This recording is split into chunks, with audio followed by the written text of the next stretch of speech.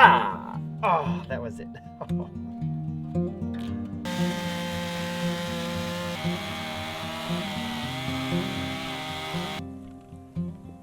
That's really cool.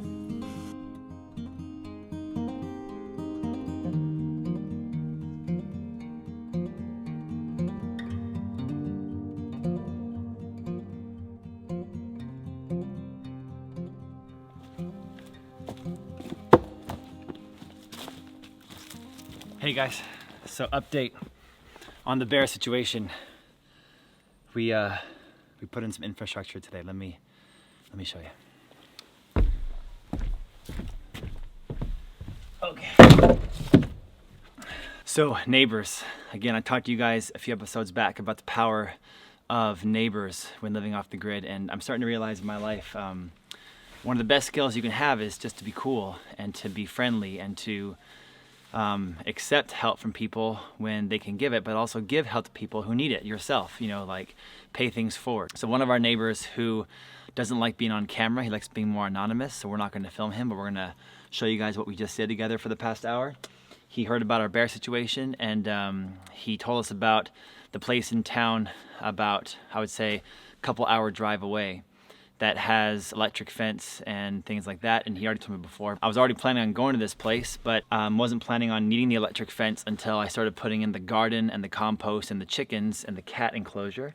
Didn't realize I was gonna have to put up electric fence for the yurt, even though I probably should have done that earlier. And I wanted to adopt puppies and dogs on day one, and probably should have done that as well. So the two things Nicole and I should have done differently was show up with the electric fence ready to go and show up with two puppies, athletic puppies that we could have, you know, had been raising for 8 months already, but we'll be getting those puppies next week now. So stay tuned if you want to see the puppies we're going to adopt. Check it. You guys can see down here, we got some stuff going on. This is electric fence. I'm going to take you around the yurt right now and show you guys what Joe and I did. But first, I got to show you guys how we're going to go in and out of the yurt from now on. And I got to take off the screen of the yurt because the screen is in the way. All the bugs have reseeded for the fall and winter and spring, so we can take off the screen and be safe without having any mosquitoes or other bugs coming in. So let's do it.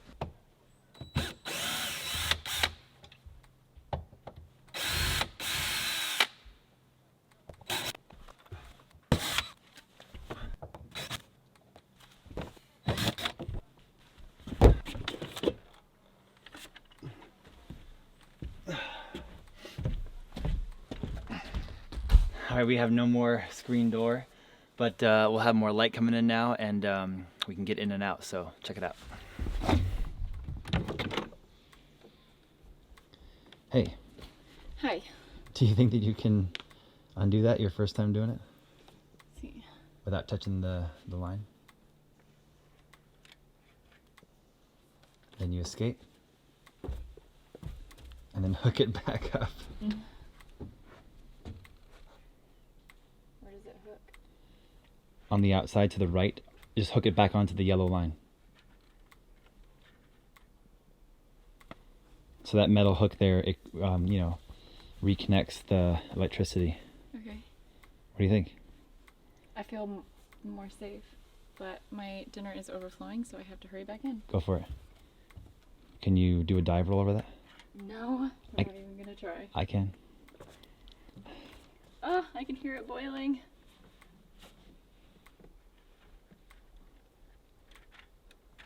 Nice work. Okay. Bye. Dinner's almost ready. Okay, cool. I don't know if you guys can hear it pulsating, but the line is charged right now with a 12-volt battery. And we just grab onto the plastic handles and we unhook it from itself. And then Nicole and I can open the door and we can step out and then we can hook it back. And so we'll do this at nighttime while we're sleeping. We'll do this when we're gone for a few minutes here or there. And during the day while we're working, we'll just unplug the battery from the line and conserve that energy, and then put it back on when we're ready to be protected. So I'm gonna sleep a lot better tonight knowing that we have this going, but I'm still not gonna sleep too well. I'm still keeping my bear horn, my bear gun, my bear mace, pots and pans, chainsaw ready to go.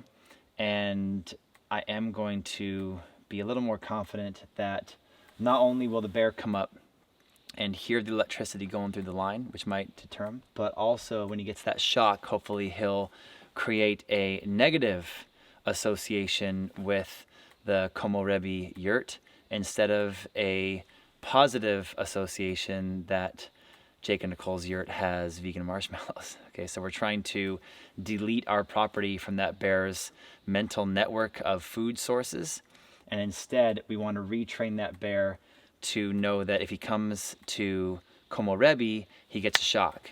And hopefully that way the bear will live on, because today I had about an hour-long discussion with the Canadian conservationists in this area, and they want to come out and assess whether the bears are going to become aggressively defending our area as their own. And if that's the case, they can pose a threat toward humans.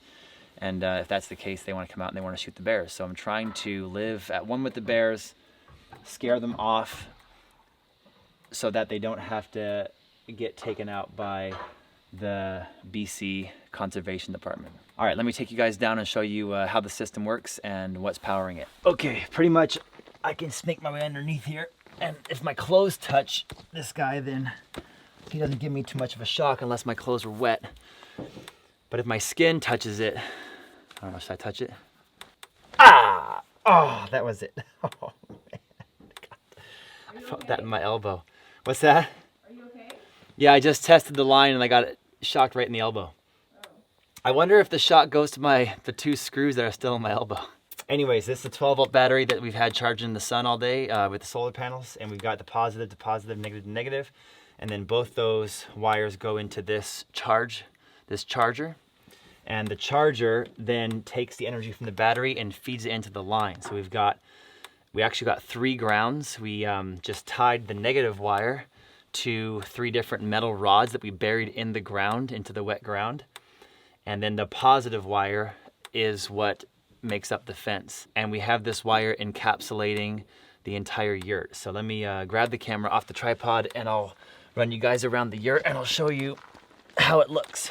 One of the neighbors also had a bunch of this sheet metal laying around, so I've been spreading out sheet metal on the outside there so that if the bear walks up at night, we can at least hear his footsteps over the sheet metal and hopefully wake us up so we can make some noise and scare him off. But you can see how we got these plastic rods in the ground, and we have 2 lines of the active shock wire, and we have 2 lines of the electric fence going around the yurt. And so one line is about at bare knee level, the other line right here is about at bare nose level. People have been asking in the YouTube comments to show where the bear got the yurt the first time. So when we picked up Nicole's dad, we were gone from the yurt for that 4-hour period, and in that 4 hours the bear came up to the yurt right here and tore the side cover off and bit through some insulation, and Matt came running up and bear horned him in the act and caught him and scared him off.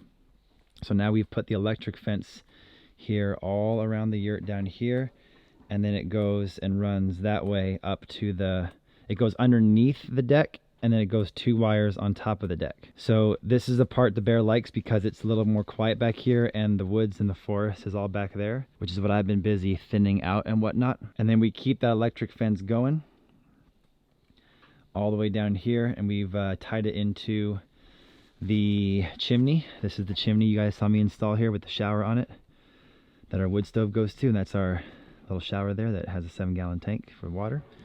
And we have the fence tied on to that with these little plastic insulators. And the deal is with the neighbor Joe is that he just had this extra fencing laying around, and when Matt gets back, him and Nicole are going to watch the yurt for a day while I go down a few hours away and buy a bunch of this stuff to give it back to Joe to replace it, and buy some extra for myself. So we have the electric fence going, 2 beads of line all the way over there, and then it runs above and below the deck over here. This is where the bear came in last time. He literally took that window and he peeled it back, and he bit his way in through the lattice wall. There was also a mesh screen there to protect against bugs. He bit through that screen. So we cut the screen off, kept the window on. I've been dropping down the extra protection layer and zipping it up, and we have the electric fence here. I would say this part, there's about a 18-inch to almost 2-foot gap, and the gap grows a little bit here, and goes down this way. And I don't know if you guys can see, we've got 4 lines of the fence here. 2 lines on top of the deck, 2 lines below the deck. So hopefully he'll get zapped with at least one of those lines. So if I take you guys up the new stairs that we've put in, this is gonna be the outdoor food area. And I didn't finish the deck yesterday because I was afraid that would just give him a walkway up to the yurt. So I left about a 5-foot gap there, and we put 2 lines of electric fence there as well. So let's say he comes up the stairs and tries to get in where he got in before. He tried to come in here before. You can see how we tore that up. I got to fix that tomorrow before it rains. It's not going to rain tonight. It's totally nice and perfect, so I don't got to worry about that. But we've got 2 beads of electric fence going there and then dropping back down to guard the yurt all over there. So all right, so as soon as I turn the camera off, I'll be taking these sheets of metal and kind of spreading them out so that if the bear tries to walk up on us, we'll at least hear him coming, and we can make some crazy noise and shoot some bear guns and scare him away. But we've got the beads of wire that come all the way here. When they come over by the front door, they go underneath the deck. 1 goes underneath there, if you guys can see that. It's getting dark on us. And then 2 go above the door where we started from. So that's our system. Just wanted to show you guys the system for those of you who are following our journey. And I'm actually interested to see what happens tonight. I'm not sure if this is going to work or not, but I think it's going to work. I think it's a really good deterrent, the electric fence. From what I've read and what I've watched, electric fence is one of the big ways to deter bears. You got to just create that negative association. So the bear now has gotten an association. He's been trained to know that there's marshmallows inside this yurt, and we want to delete our property. We want to delete the yurt. We want to delete Komorebi from his mental network of food sources. And I'm hoping this fence is one of the ways we can do that. When Matt gets back in 7 days, Nicole and I will be going out to adopt dogs. So if you guys are interested in seeing our dog adoption journey, then subscribe and stay close. Nicole's got dinner in there. My arm's tired from selfie style, but I got to make some noise here before dark. Got to get some food, and I've got to clean up all these projects. So love you guys. Thanks for watching, and I'll report back in the morning.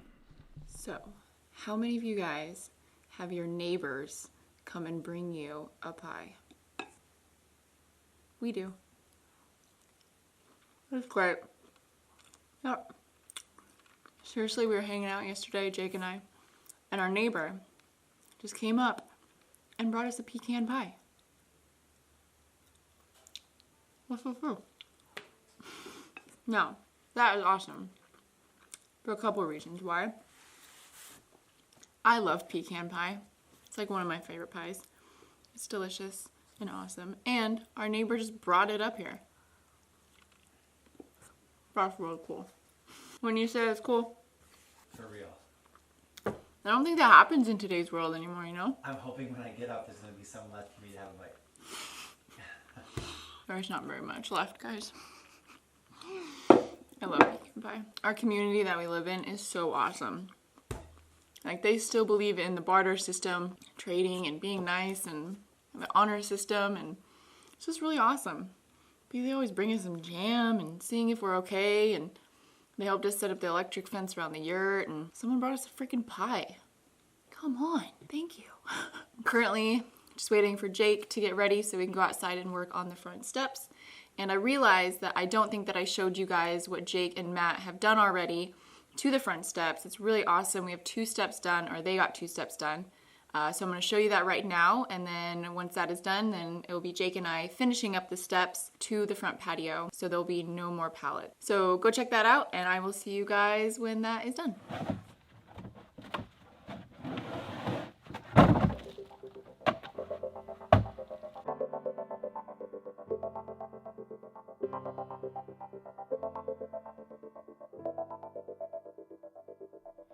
With pears in case we're hungry, and feet that know the path.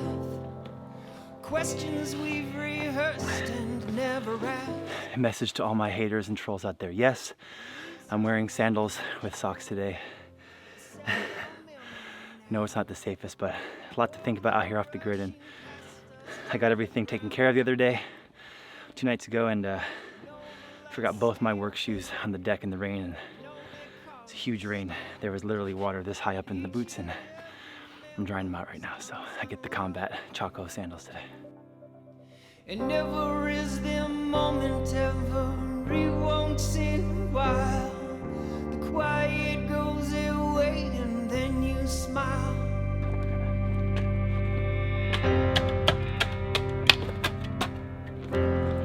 Oh, yo. On my lower back. It looks level enough there. There's a gap all the way across now. I mean, look at the bubble. It's perfectly level. And I like this is nice and flat now, so you're not gonna like shoot forward or back. It's Where all our pleasures go and all our thoughts recline. And shout out to my friend in Kauai, Aloha Honeybee, for turning me on to some biodegradable, eco-friendly chain oil for the chainsaws. And so I bought in bulk and got this biodegradable chainsaw oil called Bio Plus from Still.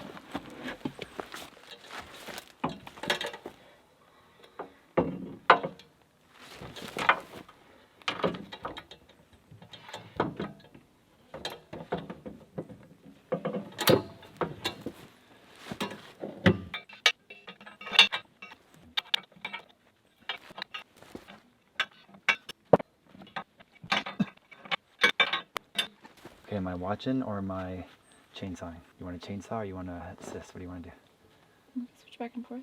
You want to try doing it? Sure. Okay, we gotta go get the rails. Okay.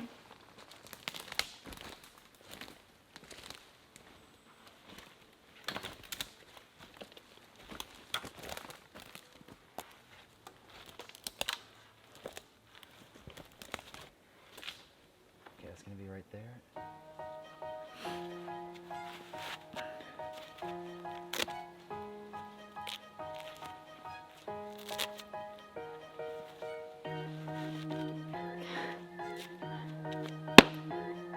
Let's make some steps.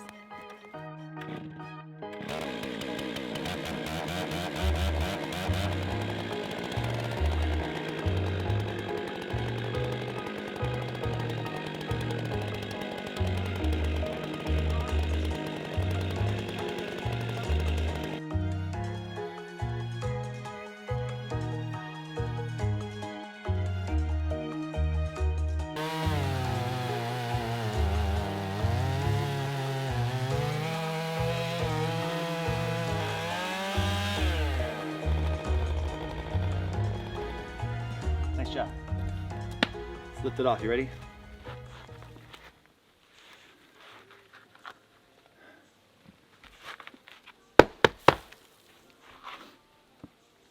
Let's put it out of the way somewhere.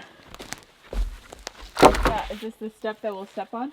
Or it could be the part that sits in the logs, one or the other. Cool. What do you think? Are we cutting this into two? Yep. Cool. Right here. This means it's gonna go. So when you're starting or not using it, you push forward and that means you're safe. So Okay. right now there's no way this is gonna spin unless you pull back. Okay. And that click happens. One hand here like this and one hand here like this. Now you have to push the top part in to release this, and then this holds down. This is a safety. There, hold it down, and then move this down all the way and up one click. So now you have to go like this. You have to have this hand here. You can't just pull or else it will just lock, it will never pull. You have to push it and pull together and get that yin-yang action With going. this hand? What's that? With this hand? Yeah, but just be careful because what's going to happen is if you pull it and you don't pull hard enough, it won't pull all. It will lock on you and it will feel like you're just like you're hitting it like a lock, and then the chain will bounce back. And Matt almost hit himself in the face twice. It's very dangerous. There you go. Yeah, do that again. Punch it. Punch it. Come on. It's like locked. Because you're not pulling hard enough. It's a.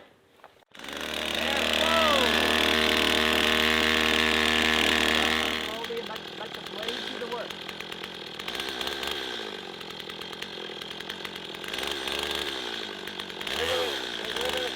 Too far. Get both of you. The power is in the center.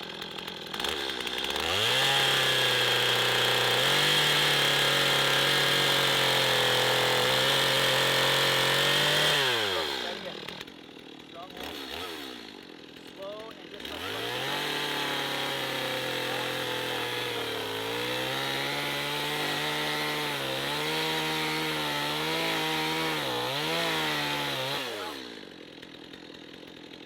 on the stump. Get the stump where it needs to be.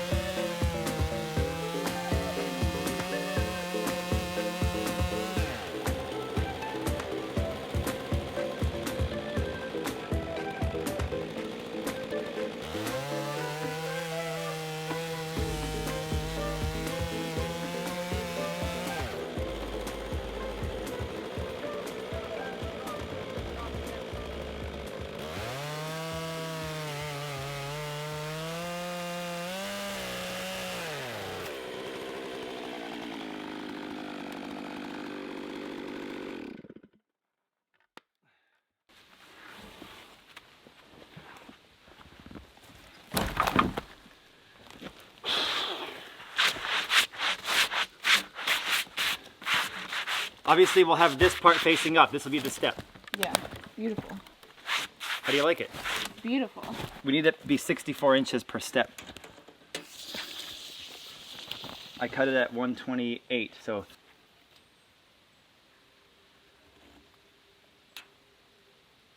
So now you shouldn't have to come from underneath because we have it leveraged in the right place, like a teeter-totter is gonna just drop off. Once you cut this, can you see how that end's gonna just drop off? Yeah. So you should only have to go from the top. I don't want you to saw back and forth. I just want you to go like top, bottom. Don't saw back and forth. Okay. So it's like nose a little bit, bottom a little bit. Nice and easy. Let the blade work for you.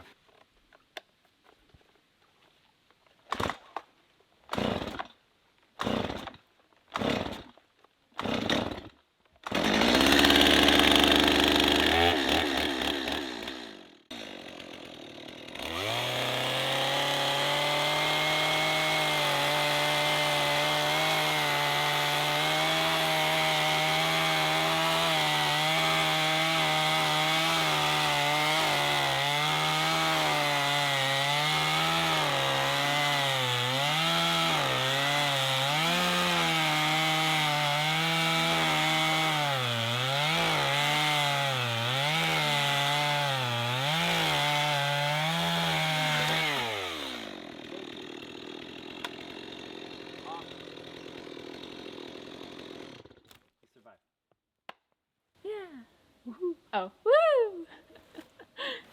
That was cool. Now do you have enough strength to take these out of here?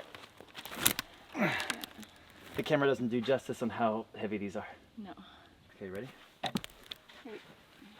1, 2, 3.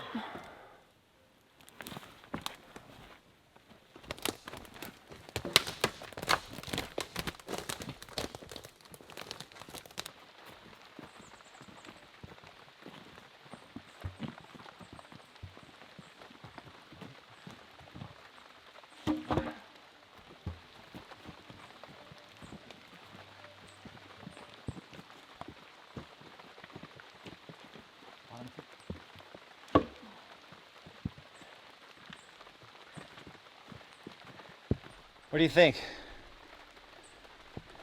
It looks good. Wait till we center it, put it in the ground 6 inches or a foot, Yeah. and it will look perfection.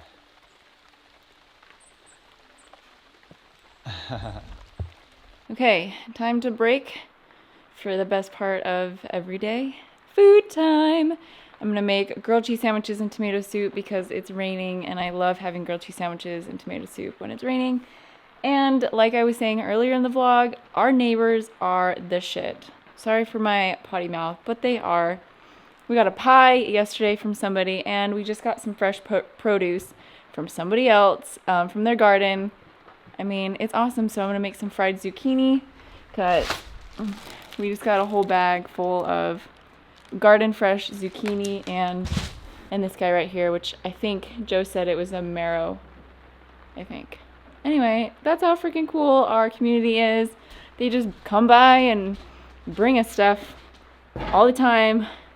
It's pretty awesome. So I'm gonna make some food right now because we are both very hungry. Nicole made me an awesome gift for lunch today, grilled cheese sandwiches with tomato soup, vegan cheese, lley cheese, and fresh zucchinis from our neighbor that brought them over today. And this looks like rainy day comfort food with a... Seriously. And it's actually dinner time, but... Oh yeah. No, I love grilled cheese sandwiches and tomato soup, especially when it's raining. It's like, I don't know what it is, but it's the best. It's great. I'm just lucky to have this yurt in the forest in the rain with the wood stove, the delicious food, and the beautiful girl. Oh, thank you. I'm super fortunate. Don't forget the kittens, too.